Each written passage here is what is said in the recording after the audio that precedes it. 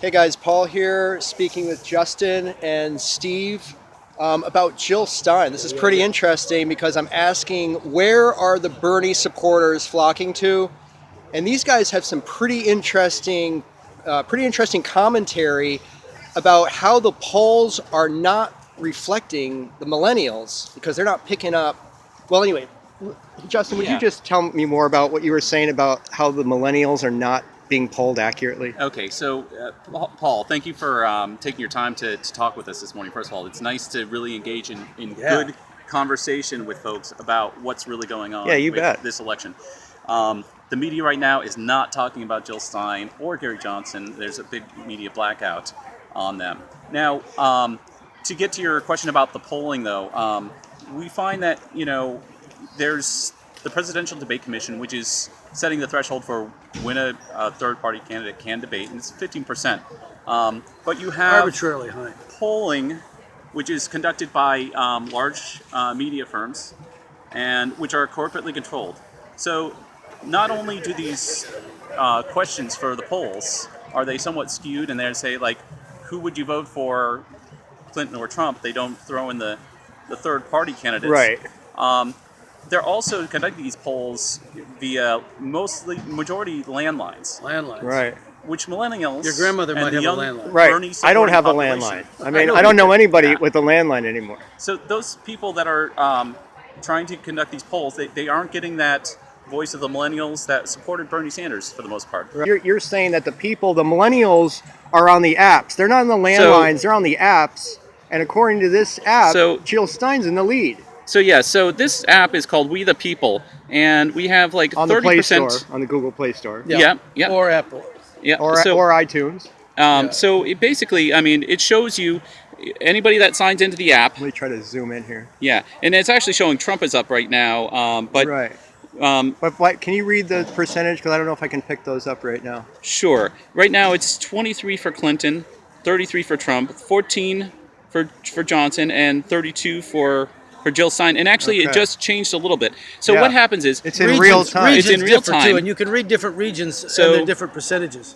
Up real quick, for those out there who don't know who Gary Johnson or what he's all about, he's libertarian. Yes. And he's on the polar opposite end of the spectrum of Jill Stein. So if people are deciding... Not entirely. There are areas where there's overlap. Okay. The libertarians agree with Bernie and Jill that the empire should be brought home and done away with, and it's a predatory. The empire meaning it's big a predatory, government, not a protective oppressive force. government. The Republicans and the Democrats controlled by corporations. Yes. They love war, and they love plunder, and they love plunder for resources, and that's what it's all about. It's world domination struggle. Libertarians are devoted economically to the teachings of the Austrian school, like Mises and von Hayek. And they believe that, all restrictions and all regulations should be done away with. And therefore, open the door, take all the locks off, and let the corporations come in and just fressen, just graze over everything. And so to me, that's just the most dangerous thing in the world. So if people are on the fence, what I'm hearing is that most Bernie supporters are probably going to go with Jill Stein, right? Yeah. Or the intelligent ones. Okay. Yeah, so another thing I would say here, and you brought up a really good point, Paul, is... Camp followers, no. What is the difference between Libertarian Gary Johnson and Green Party Jill Stein? Now, there's actually a large number of differences, but you find right now a lot of people are saying, I can't vote for Hillary, I can't vote for Trump, I'm going to vote for Gary Johnson because he's better in the polls. But what I would say to that is, so first of all, Gary Johnson doesn't know where Aleppo is. That's right. He doesn't know who his favorite world leader is.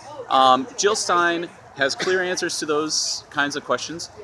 She's very capable, and she's going to propose different ways of getting us out of the mess, this eternal war we're in the Middle East. I think, really, again, I don't see it as like taking votes away from somebody, being a spoiler. Right. I think, again, you have, that's just a vote against the corporately controlled Republicans and Democrats. So it's not really so much of a spoiler as a choice being made in what you want our government to, how you want our government to represent us. Getting the lowdown on who Jill Stein is, Gary Johnson, he's a libertarian. They're pretty opposite people. Hey, but let us know what you guys think down in the comments below. Thank you so much for taking the trouble and for, you bet. for doing your own work there. Yeah, you bet. Have a Take great care. day, guys.